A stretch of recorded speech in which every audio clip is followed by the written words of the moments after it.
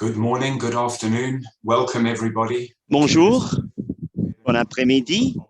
Bienvenue à cette cinquième webinaire de notre système d'opération et entretien. C'est un plaisir de vous voir. On va lancer le webinaire dans quelques minutes. Alors qu'on attend, vous allez voir une enquête qui va apparaître sur votre écran et alors qu'on attend le démarrage, remplissez cette enquête. Quel niveau de familiarité avez-vous avec l'opération et entretien de l'infrastructure WASH? Et la deuxième question, c'est si vous avez une expérience à travailler avec les stocks de eau de sous-sol. Ça, c'est la première de nos 4 séries ProWash sur l'opération et entretien de la sécurité hydrique. On vous demande de bien vouloir répondre à cette enquête. On sera très reconnaissant si vous pouviez vous présenter à travers le chat en bas de l'écran. Chat, indiquez votre nom et d'où vous appelez. Il est très réjouissant de voir d'où vous nous contactez. Indiquez vos données, vos coordonnées dans le chat. Et l'enquête vous demande quel niveau de connaissance vous avez de l'entretien et opération de l'infrastructure WASH. Et la deuxième question a trait à votre expérience à travailler avec les stocks d'eau souterraine. On vous demande de bien vouloir indiquer votre nom, votre prénom et d'où vous appelez dans le chat.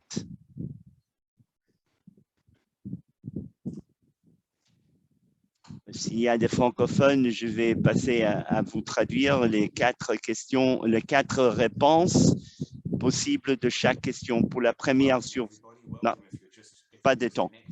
Si vous venez de vous brancher sur ce webinaire, sur l'opération et l'entretien de l'infrastructure WASH, on vous demande de répondre à cette enquête. Donc, je vais vous traduire les réponses. Quel niveau de connaissance avez-vous de l'opération entretien de WASH? Le premier, c'est je ne travaille pas sur l'opération entretien actuellement, mais je m'y intéresse. J'y travaille de façon sporadique et je comprends les questions. Voilà les réponses. Et très bien, merci de vous être joint à nous. Merci d'avoir répondu à cette enquête et de vous être présenté. Je vais donc les réponses. Quel niveau de connaissance avez-vous des opérations entretien de l'infrastructure ProWash? À peu près un tiers des personnes y travaillent de façon sporadique. Un autre tiers y travaille très souvent et les connaît. Et 11% dit c'est une partie très importante de mon travail et je la connais très bien. Si vous avez une connaissance quelconque de cette infrastructure, vous êtes dans le bon endroit. La deuxième question, est-ce que si vous avez de l'expérience à travailler avec des stocks d'eau souterraine, 20% dit qu'elle n'a aucune expérience, 44% dit qu'ils ont un peu d'expérience et 3% dit qu'ils sont professionnels ou souterraines. Si vous avez n'importe quel niveau d'expérience avec les stocks d'eau souterraine, vous êtes dans le bon endroit. On va lancer la discussion dans quelques secondes. Si vous ne l'avez pas fait, présentez-vous en bas de votre écran et laissez-nous savoir d'où vous venez, de quelle partie du monde vous nous appelez. Bonjour, bon après-midi. Merci de vous être joint à nous. Je voudrais accueillir les francophones qui nous suivent. On voudrait que tout le monde sache qu'on va offrir de l'interprétation simultanée en français. Si vous voulez suivre l'événement en français, cliquez sur le globe sur votre écran Zoom, là où il est écrit interprétation, choisissez les français. Quand vous le ferez, vous pouvez opter pour mettre en sourdine le volume original ou vous pouvez l'entendre au fond. On va inclure une copie de la présentation en français sur le chat pour que vous puissiez le suivre en français également. Si vous avez des problèmes techniques pendant le webinaire, envoyez un message dans le chat à ma collègue Suzanne Prowatch.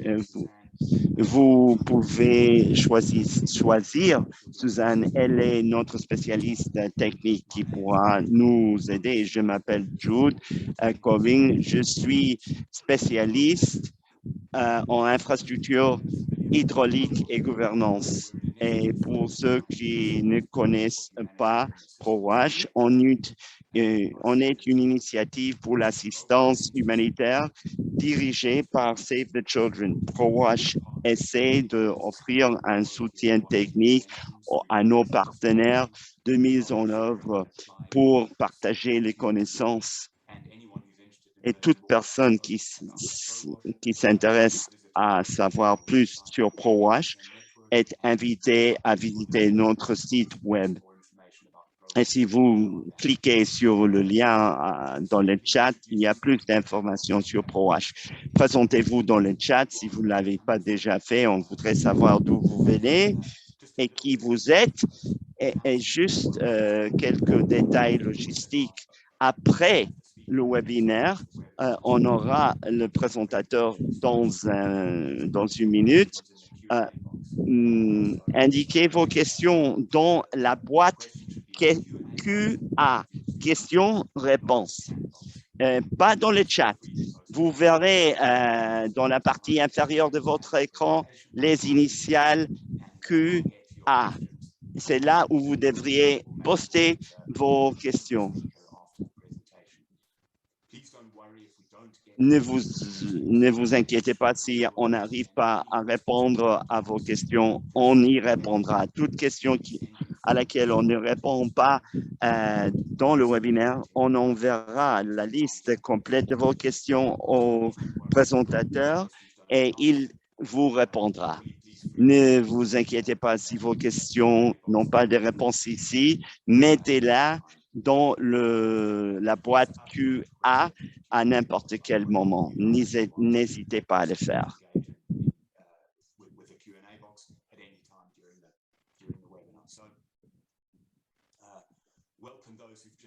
Bienvenue à ceux qui viennent de se joindre à nous.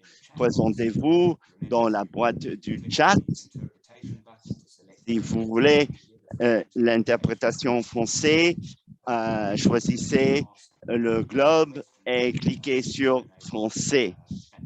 Et n'oubliez pas d'envoyer vos questions par la boîte QA. Donc, pour continuer, j'ai très plaisir aujourd'hui de présenter le professeur Alan McDonald du British Geological Survey. On a été collègues. Alan est un des scientifiques principaux auprès de British Geological Survey à Edinburgh et il a beaucoup d'expérience avec des stocks en eau souterraine en Afrique et ailleurs. Et il s'intéresse à l'approvisionnement en eau dans des situations hydriques complexes. Il a été un des chercheurs principaux de UpGrow. Il collabore avec des partenaires en Afrique pour améliorer la sécurité en approvisionnement en eau. Alain, vous avez la parole. Merci de cette présentation. Il est très bien d'être là. Merci de m'avoir invité à être parmi vous. On a travaillé ensemble au Nigeria avec UNICEF. De bons souvenirs. Bon, aujourd'hui, je vais vous parler d'un projet UpGrow avec lequel j'ai travaillé pendant 5 ans.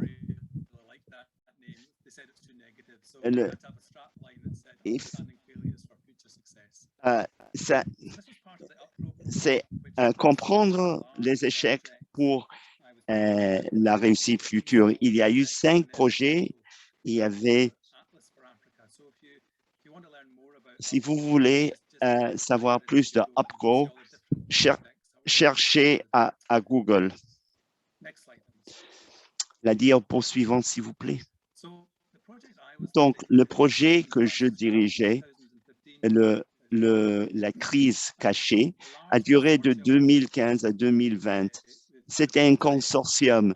Il y a eu plusieurs chercheurs en Ouganda, en Éthiopie et au Malawi. Et aussi des universitaires de l'Australie. Il y a eu 5 parties. La première partie de ce programme consistait à définir la fonctionnalité et d'appliquer cette définition en Ouganda, en Éthiopie et au Malawi, et puis d'entreprendre des études interdisciplinaires de points d'eau défectueux. Et on a réalisé des études longitudinales du sens de la fonctionnalité et dernièrement la diffusion et du travail avec les ministères locaux d'eau pour que nos résultats soient mis en œuvre. Donc, la première partie de ça, je vais vous accompagner là. La première partie, on pensait qu'il serait très facile. Quel est un point d'eau fonctionnel? C'est facile, mais lorsqu'on y pense, on se rend compte que ce n'est pas si facile. Qu'est-ce qu'on veut dire quand on dit fonctionnel? Bon, que ça marche, mais que veut dire que ça marche? On a dénombré 4 points importants à l'heure de mesurer la fonctionnalité. D'abord, qu'on le mesure contre une norme. Combien d'eau sort? Est-ce que c'est le rendement conçu? Quelle est la norme contre laquelle on mesure la fonctionnalité? Et deuxièmement, la population de points d'eau. C'est tous les points d'eau qui ont été construits depuis 2000 ans dans le pays où c'est la fonctionnalité d'un projet d'eau pendant 5 ans. Quelle est cette population-là? Et pour notre étude, on voulait l'expérience des utilisateurs des tuyaux d'eau est très importante, mais est-ce que le point d'eau fait ce qu'il était conçu à faire? Qu'est-ce que le point d'eau fait? Est-ce qu'il fait ce qu'il a été conçu pour faire? Et les évaluations doivent être hiérarchisées. Ça veut dire qu'on peut dire oui, ça fonctionne, ça ne fonctionne pas, à quelque chose de plus complexe. Qu'est-ce qui ne va pas dans ce point d'eau? Avoir cette possibilité de nuancer ces évaluations. Et dernièrement,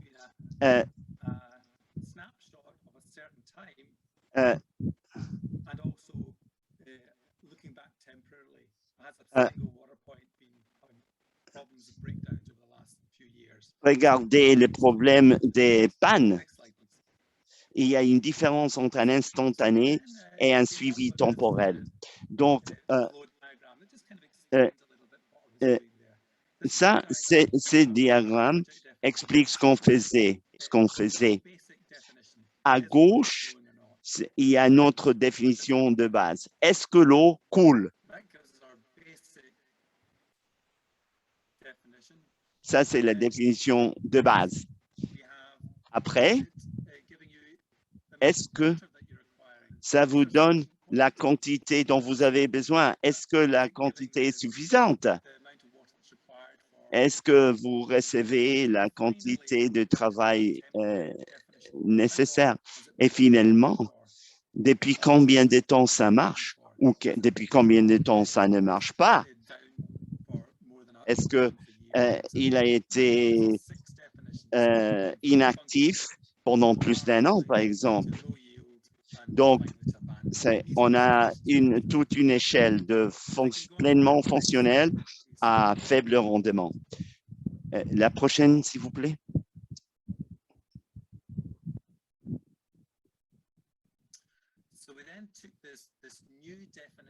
On a pris cette nouvelle définition et on l'a appliquée à 600 sites en Éthiopie, en Ouganda et au Malawi. Et on a eu beaucoup d'aide statistique pour avoir une bonne méthodologie aléatoire d'échantillage, ce qui veut dire qu'il n'était pas nécessaire de prendre des échantillons de chaque point d'eau dans chacun de ces pays. On pouvait prendre un petit échantillon qu'on considérait représentatif de tous les pays, utilisant une approche aléatoire de notre échantillage. Et puis, le test durait 1 heure. On avait des tests physiques et avec des trous de sonde et des tests chimiques parce qu'on s'intéressait à la qualité d'eau. Et puis, on avait 20 questions qu'on utilisait pour évaluer les dispositions de gouvernance de ces points d'eau pour essayer de enquêter la fonctionnalité de ce point d'eau. C'était les tests qu'on a administrés dans ces 3 pays. Je pense qu'au cours de 18 mois, en 3 pays, c'est ce qu'il a duré la période de test de ces échantillons. Et les résultats, bon, pour l'Éthiopie, bon, d'abord, le résultat est pris de notre fonctionnalité de base. Cette définition dit, oui, il y a de l'eau qui sort de ce point d'eau. Il y a quelque peu d'eau qui sort de ce point d'eau. Face à il n'y a pas d'eau qui sort. Ben, on est arrivé à ce 82%, ce qui était un soulagement pour nous parce que c'était exactement le résultat du gouvernement de l'Éthiopie, de son enquête. Cette mesure ressemblait au résultat obtenu par le gouvernement de l'Éthiopie. La définition suivante, ajouter le rendement. Est-ce que le point d'eau produit la quantité d'eau pour laquelle il est conçu? 10 litres à la minute. C'était la conception. Et puis, la fonctionnalité a été diminuée à moins de 60%. Si bien il y avait de l'eau qui sortait de ces points d'eau, il n'y avait pas la quantité d'eau à laquelle on se serait attendu. Et troisièmement, on a ajouté la fiabilité. Est-ce que ce point d'eau fonctionnait pendant plus de 11 mois par an?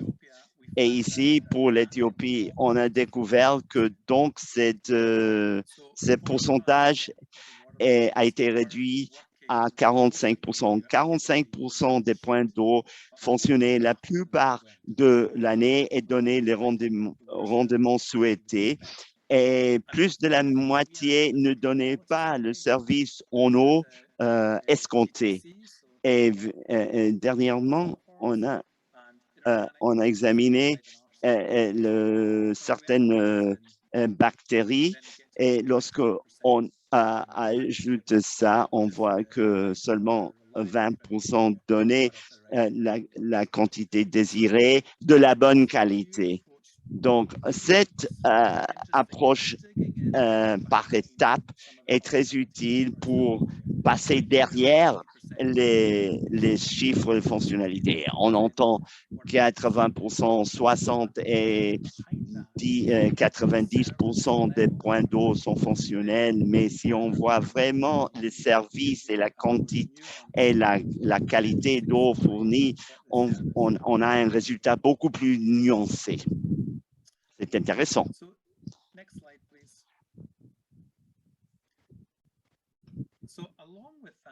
Donc, avec ça, on a examiné les dispositions de gestion. Est-ce que le comité de points d'eau ou les dispositions du gouvernement, comment est-ce qu'il fonctionnait? Les financements, la prise de décision au comité et les soutiens externes. Et on a eu certains résultats. Suzanne, en prenant en considération ces trois pays, on voit que les dispositions des gouvernances n'étaient pas mauvaises. Des bonnes choses se passaient. Mais ce qui était très important, c'était il y avait à peine un rapport entre le fonctionnement du comité de gestion d'eau et le fonctionnement du trou de sonde d'eau. Il n'y a pas eu de rapport clair entre les deux, ce qui démontre la complexité derrière ce qui était exigé pour qu'un point d'eau continue à fonctionner. Même avec un comité bien géré, ces points d'eau pouvaient avoir beaucoup de problèmes. La seule relation était dans le entretien-réparation. Si l'entretien-réparation était abordable et facilement disponible, ça pouvait prédire le fonctionnement de ce point d'eau. C'est la matière de réflexion. Ce n'est pas une critique de ces comités parce qu'il faut que l'eau soit gérée, mais il est intéressant d'examiner quelques-unes des présomptions, suppositions qu'on fait sur l'importance de ces comités. Donc, si on examine la prochaine partie de notre projet, on s'est dirigé à 150 points d'eau qui ne fonctionnaient pas très bien. On a vu les points qui ne fonctionnaient pas très bien et on a commencé à les décortiquer de manière scientifique. On a démantelé chaque point d'eau pour enquêter sur le raison de leur fonctionnalité. D'abord, on a déconstruit la pompe. Et là, vous pouvez voir ce processus en Éthiopie. Il fallait avoir très soin pour que la communauté soit d'accord. Parce que WaterAid, c'était des partenaires excellents qui ont travaillé de façon infatigable pour que tout le monde sache ce qui se passait et on laissait toujours le point d'eau mieux, en meilleur état que lorsqu'on l'a trouvé. Et vous voyez, il y a des réservoirs d'eau là. On voyait les matériels, la construction, la corrosion, l'épaisseur des conduites montantes en plastique, la galvanisation, combien était présente. On a fait beaucoup d'analyses scientifiques sur les tuyaux eux-mêmes. On a examiné les propriétés aquifères, de la nappe phréatique. Je suis hydrologue. J'ai fait 150 tests de pompage. On a pompé pendant 5 heures et comme ça, on a pu mesurer le niveau de transmission. Ça nous dit jusqu'à quelle la qualité de l'aquifère et combien d'eau on peut en tirer. Les coefficients de transmission et aussi la profondeur du niveau d'eau dans le trou, parce qu'avec les pompes à main, il est très difficile de déterminer le niveau d'eau avec une pompe d'eau. Vous pouvez peut-être travailler avec des capteurs pour avoir plus de détails. Prochaine diapo. On a examiné aussi la chimie, les analyses chimiques de l'eau, la qualité et le temps de séjour de l'eau. Pour la qualité hydrique, on voulait voir la contamination et on a vu que dans les 3 pays, 20% des sites n'étaient pas conformes en ce qui concerne les bactéries coliformes. Ce qui voulait dire que plus de 3 tiers des points d'eau, ces bactéries coliformes étaient présentes en basse quantité ou absentes. C'était la saison sèche. La contamination n'était pas vraiment un gros problème. Je sais qu'il y a d'autres résultats qui disent que certaines puits sont plus contaminés que d'autres.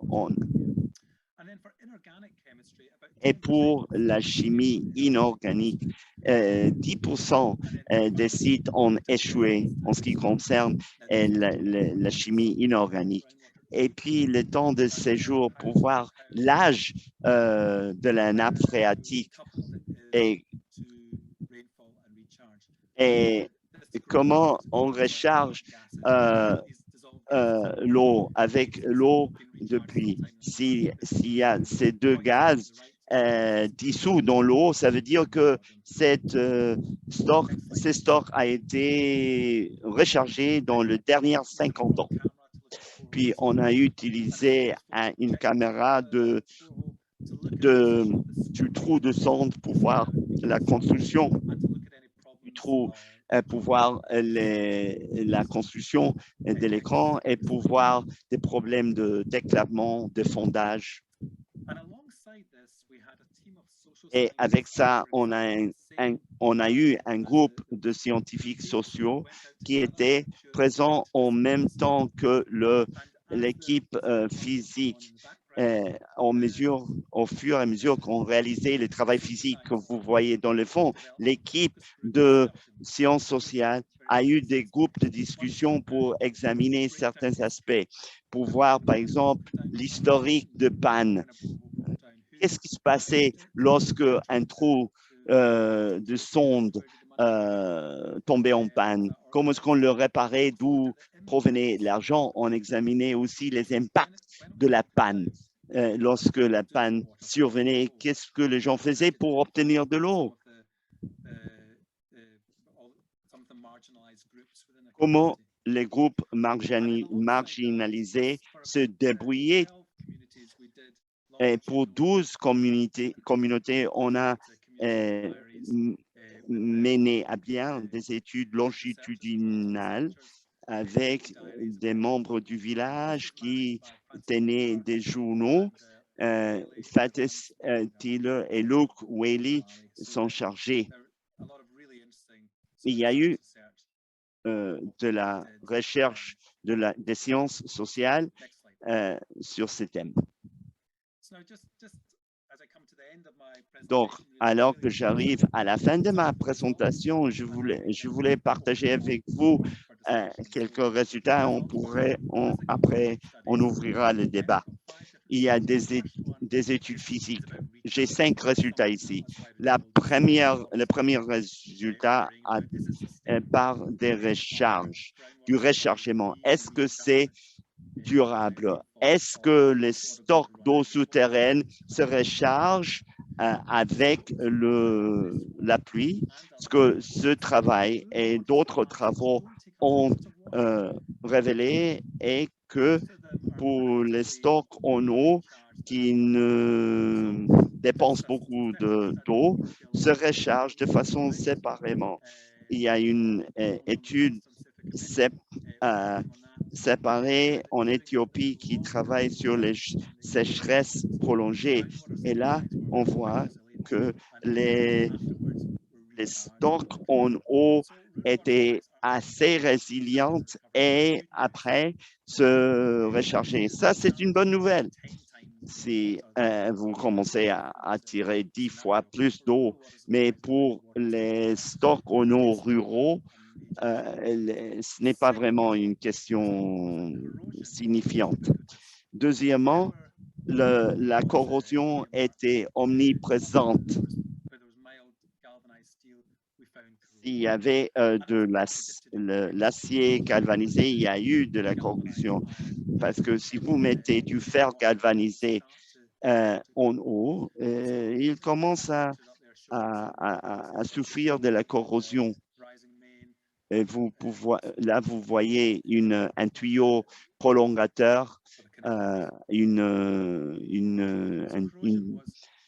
conduite montante. La corrosion était présente partout.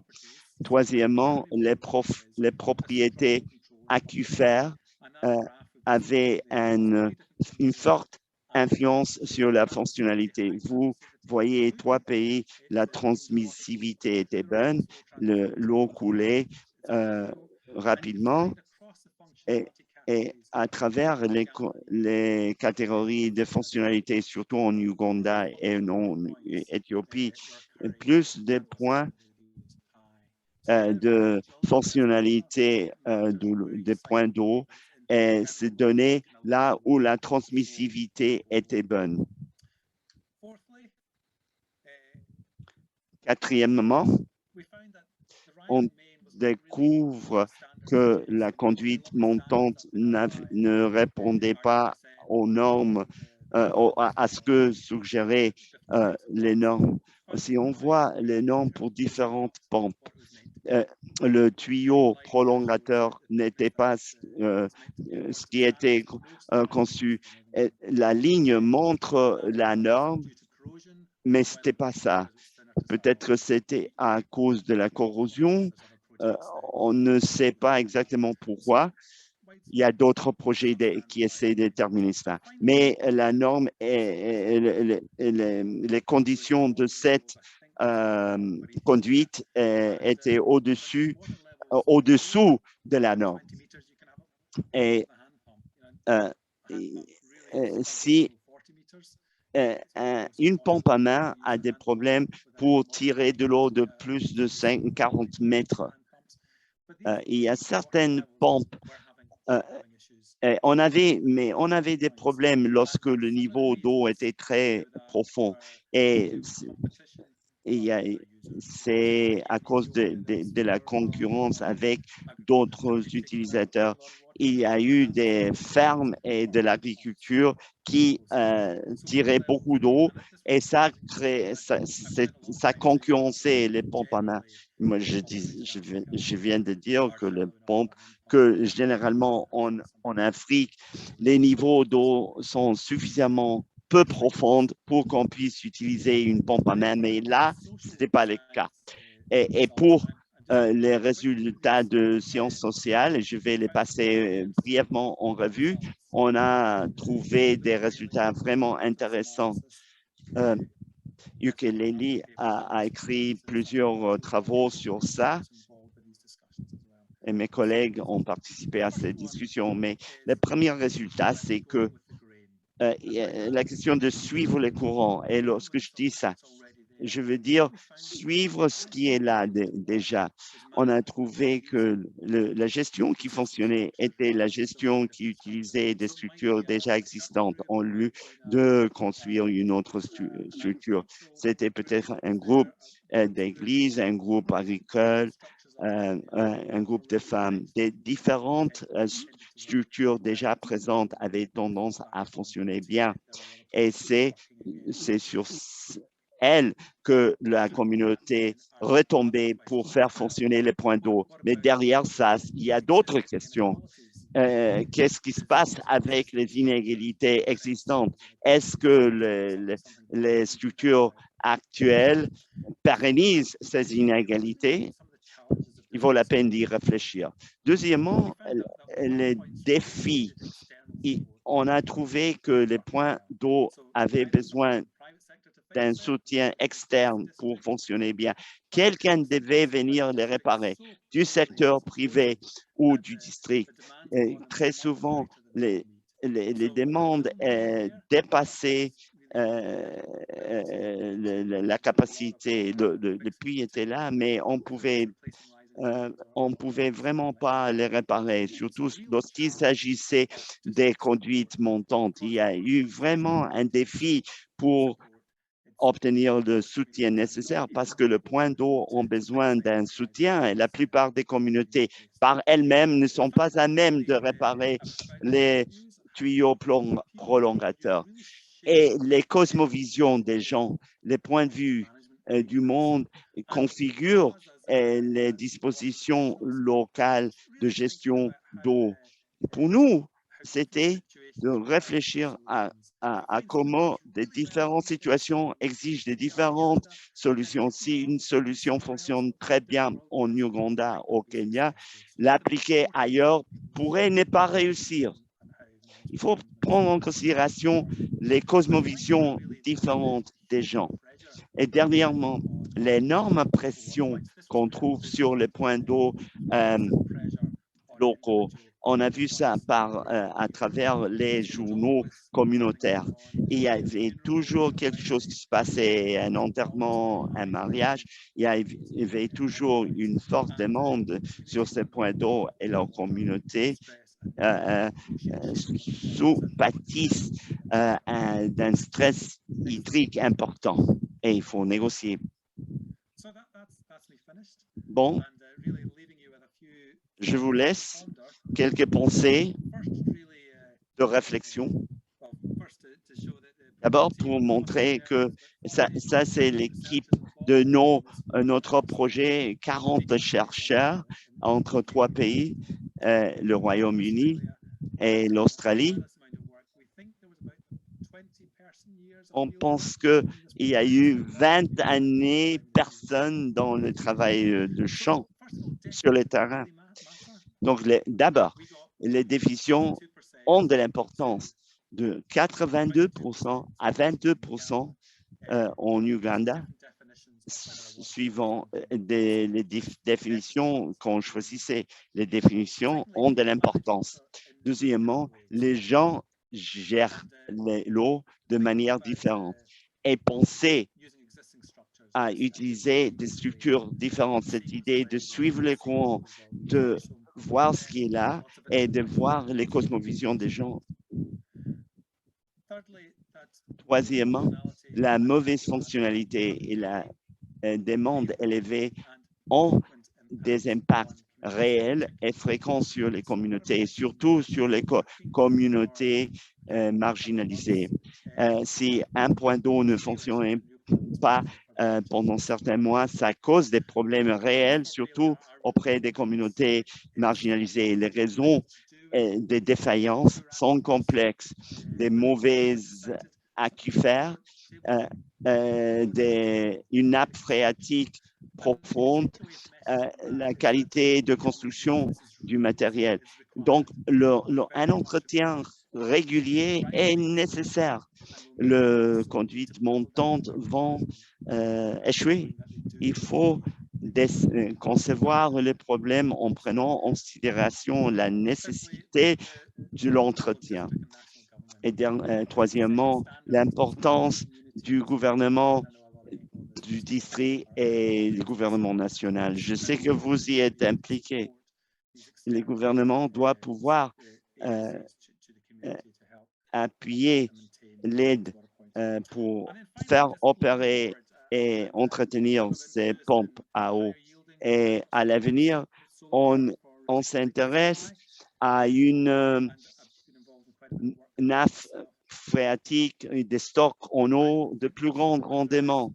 Je ne pense pas qu'on doive sous-estimer les défis, les questions qu'on pourrait avoir avec les stocks en eau communautaires ne disparaîtront pas avec un plus grand approvisionnement en eau, surtout si la nappe phréatique n'est pas suffisante pour soutenir ces rendements plus élevés. Il ne faut pas sous-estimer ce défi.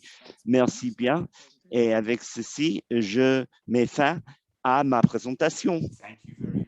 Merci, Alain. C'était vraiment intéressant. On a vraiment apprécié votre présentation. C'est vraiment fascinant. Pour moi, une des choses les plus intéressantes de UpGo, c'est toute une gamme de techniques d'enquête que vous avez déployées pour évaluer la performance des stocks en eau souterraine rurale. Le lien est dans le chat. Si vous vous y êtes intéressé, examinez ce lien. Il y a certains liens à certaines publications que Alain a évoquées. J'avais plusieurs questions moi-même, mais je pourrais la garder. Je pourrais les garder. On voudrait encourager à toute personne qui ait des questions pour Adam à les inclure dans la question de réponse. La première question de Dick Templey a dit, est-ce qu'il faut mentionner le nombre la quantité de temps nécessaire pour avoir un jour d'approvisionnement en eau? Est-ce que vous avez des commentaires? Est-ce que vous avez examiné ça? Oui, une question excellente, très importante, très intéressant. Le temps nécessaire pour récolter ou collecter de l'eau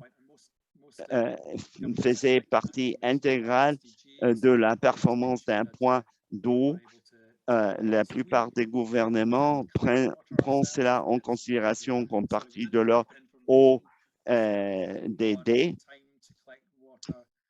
Ce n'est pas une donnée qu'on a examinée sur les points d'eau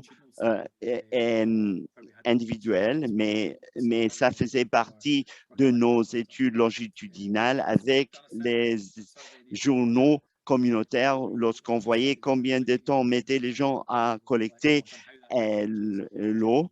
On a fait une étude séparée en Éthiopie pour voir comment ça changeait aussi en période sèche. C'est très important, oui. Merci, Alain, merci. La deuxième question entre dans le travail interdisciplinaire. Quel est l'apprentissage concernant les 4 critères qui influent sur la fonctionnalité et si, comme vous avez dit dans votre présentation, il y a plusieurs solutions pour plusieurs endroits. Aucun endroit n'est pareil à un autre. Vous avez parlé des questions hydrologiques, communautaires, de la génie et de la corrosion. Pouvez-vous les comparer? Je pense que les 4 critères, ça pourrait avoir trait à la première enquête qu'on a réalisée. Et là, l'apprentissage était que la seule chose qui est de l'importance était si la communauté pouvait avoir accès et avait l'argent pour payer la réparation du puits. Et ce n'était que, c'était la seule chose importante.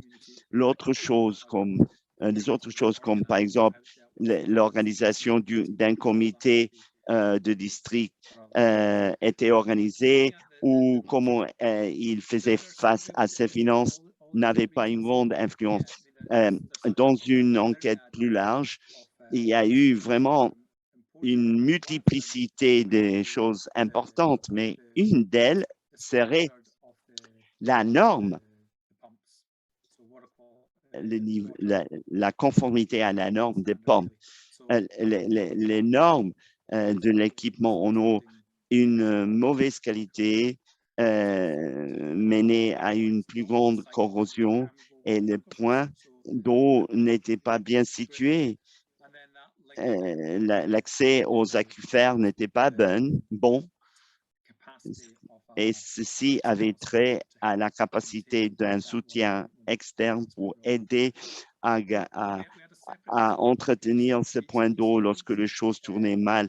On a une question d'un étudiant de doctorat qui a examiné de différentes sortes de contrats qui ont été engagés.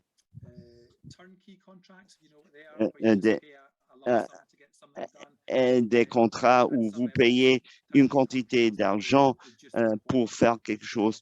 Peut-être que ces contrats clés en main réduisent la qualité de l'eau. Il y a plusieurs questions de comment on engage ou entreprend les points d'eau et comment on les entretient. Merci, Alain. C'est fascinant comment ces différentes questions déteignent les unes sur les autres. On a uni ces questions pour voir comment elles influencent les unes les autres. Il y a plusieurs questions que je vais combiner, Alain, sur l'hydrologie et la durabilité dans la ligne de comment est-ce que vous savez lorsque les niveaux d'eau au-dessous de la pompe est suffisant et va durer suffisamment. Et comment est-ce que ça influence la résilience face à la sécheresse? Pouvez-vous en parler? Une question excellente. Un test de pompage nous aide à décerner cette réponse. On réalise un test de pompage pendant certaines heures pour voir la diminution des niveaux d'eau lorsque vous pompez une certaine quantité d'eau et ça vous dit à quelle vitesse descendent les niveaux d'eau lorsque vous commencez à pomper avec une pompe à main. Un hydrologue devrait pouvoir interpréter ces tests de pompage pour voir jusqu'à quel point est durable ce point d'eau. Et puis le rechargement, la recharge. Il y a des différentes techniques. Une technique de l'équilibre de chlore, mais pour une pompe à main au milieu rural, vous ne prenez que quelques millimètres d'eau par an. Si vous pensez à la pluviométrie, si les pluies sont assez abondantes dans votre domaine, la recherche ne sera pas problématique. Je viens d'élaborer un plan sur la recharge en Afrique et vous pouvez jeter un coup d'œil là-dessus. S'il y a une quantité de pluie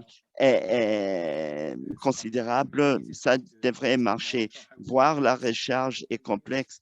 Il faut peut-être faire le suivi des niveaux d'eau au cours des années pour voir si ils montent ou ils descendent. Alain, vous avez évoqué tout à l'heure que vous avez détecté qu'au niveau d'extraction actuelle, la durabilité est là, même en conditions de sécheresse, qui est un avantage des eaux de sous-sol. Il y a eu plusieurs questions de génie en ce qui concerne les systèmes d'approvisionnement en eau. Par exemple, le sable qui tombe dans la conduite montante de la pompe, quel type de matériel vous recommandez? Et puis, l'autre question, est-ce qu'il y a des recommandations techniques ou de génie que vous feriez à la suite de cette étude pour que ces points d'eau soient plus résistants à l'entrée du sable? Il y a beaucoup de bonnes normes hydrologiques sur la construction d'un point d'eau. Et il est bon de les suivre. Ces normes ne sont pas trop difficiles à mettre en œuvre. J'ai écrit un livre en 2005 qui s'appelait « Le développement de l'eau de sous-sol sur les stocks d'eau souterraine ». Richard Carter vient de publier cette année un livre sur les normes d'approvisionnement en eau en milieu rural. Pour empêcher l'entrée du sable, il faudrait s'assurer que le trou de sonde soit complètement scellé. Les trous ouverts sans écran peuvent être problématiques. Si vous êtes dans une zone où il peut s'y introduire du sable. Si vous mettez un écran, ça devrait empêcher l'entrée du sable. Si beaucoup de sable y entre, ça veut dire probablement que le trou de sonde n'a pas été bien construit. Il y a différentes solutions hydrologiques. Si vous incorporez un bon hydrologue à votre projet, il devrait pouvoir recommander pour votre site spécifiquement quelle est la meilleure construction. On a consacré assez de temps à examiner l'importance de l'expertise technique sur un projet au lieu de penser qu'une seule dimension est valable pour toutes les conditions. Il faut utiliser les techniques appropriées, les méthodes appropriées pour un domaine spécifique ou pour un champ spécifique. Certains pays s'assurent qu'il y a un hydrologue affecté à chaque projet comme partie du projet. Il faut avoir la bonne expertise. Il y a beaucoup de possibles solutions. Merci, Alain. Merci. Il y a eu plusieurs questions sur la géologie et sur la contamination de microbes et bactériologiques. Vous avez dit que 20% de vos examens étaient positifs pour la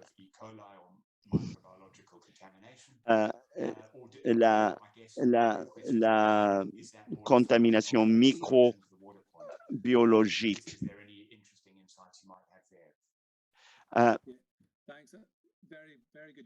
Bon, c'est une excellente question.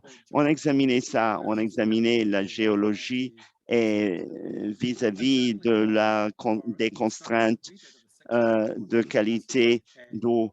Pour les 600 points d'eau, la géologie n'a eu aucune influence sur la bactérie E. coli.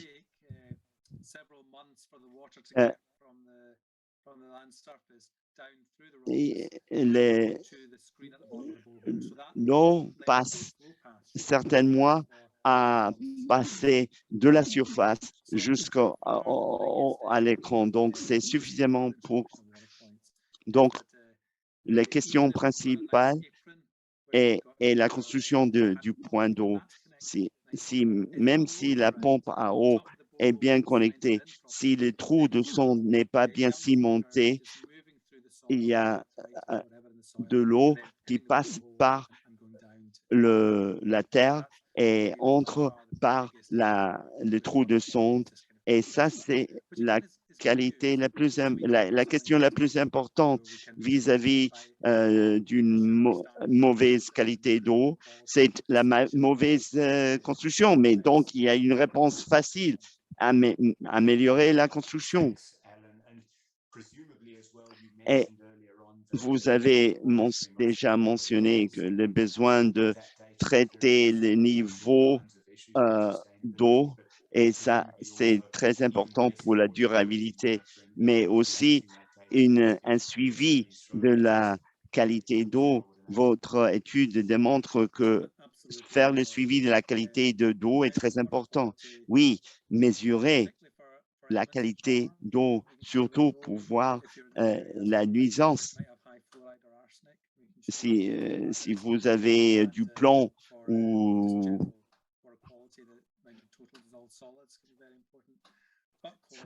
de l'arsenic, les matières solides dissoutes peuvent être une mesure importante. Et il faut prendre des échantillons, prendre du temps. On a essayé de développer des capteurs pour voir s'il y a une possibilité de contamination par bactéries E. coli. On essaie d'utiliser de la lumière fluorescente et on a publié entre 5 et 10 travaux sur cette question. À essayer de faire un dépistage immédiat pour les E. coli, si ça vous intéresse, comme outil de dépistage pour détecter la présence de bactéries E. coli. Désolé, il ne nous reste que 4 ou 5 minutes. Je pourrais continuer à en parler pendant 1 heure, mais si vous avez des questions, mettez-les dans la boîte de questions. Alain va répondre à toutes ces questions et on va vous envoyer les réponses à tout le monde par courriel. Si on n'a pas répondu à vos questions, Alain va envoyer des réponses à tout le monde. Alain, je voudrais juste simplement vous remercier de votre présentation. C'était vraiment intéressant.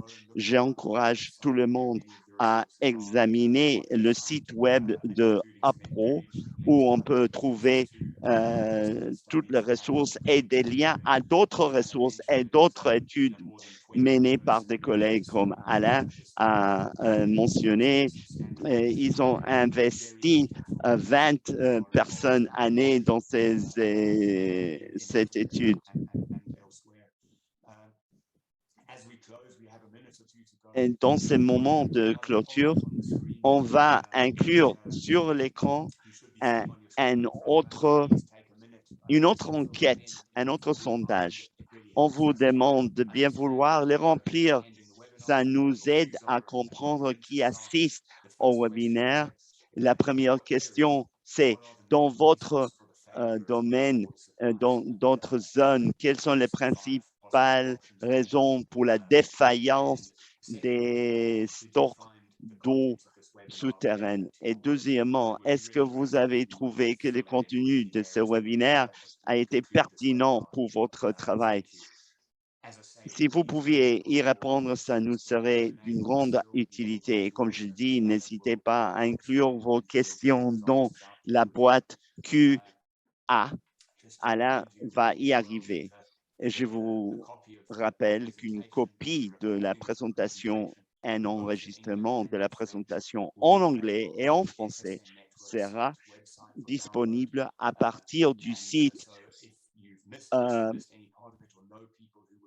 de ProWash pour que vous le téléchargiez. Si vous l'avez raté ou vous connaissez des gens qui n'ont pas pu assister, n'hésitez pas à les télécharger. Je voudrais vous rappeler que c'est le premier de notre deuxième série de webinaires d'opération et entretien. On aura une deuxième séminaire sur la fonctionnalité des points d'eau en Afrique. Ça sera le 21 septembre. Vous pouvez vous inscrire sur notre site web. Je serais ravi de vous y voir également. On voit, et ça ne nous étonne pas, grâce aux explications très claires d'Alain, la plupart des gens disent qu'il n'y a pas de réponse facile aux défaillances des génies. Normalement, c'est un mélange de choses. Une minorité importante souligne que la récupération des coûts financiers est une question importante. Et si vous avez trouvé que le contenu de ce webinaire était pertinent pour votre travail, 2 tiers disent que c'était très probable et un tiers dit que c'était très probable et personne n'a dit que ce n'était pas pertinent. Alain, je vous remercie d'une présentation très intéressante. J'espère que le public a tiré le même profit que moi. On espère vous revoir le 21 septembre pour le prochain chapitre de cette série. On vous reconnaît, on vous remercie de votre assistance. On voudrait remercier notre interprète Daniel. Daniel, merci de votre traduction. On vous remercie tous et à la prochaine.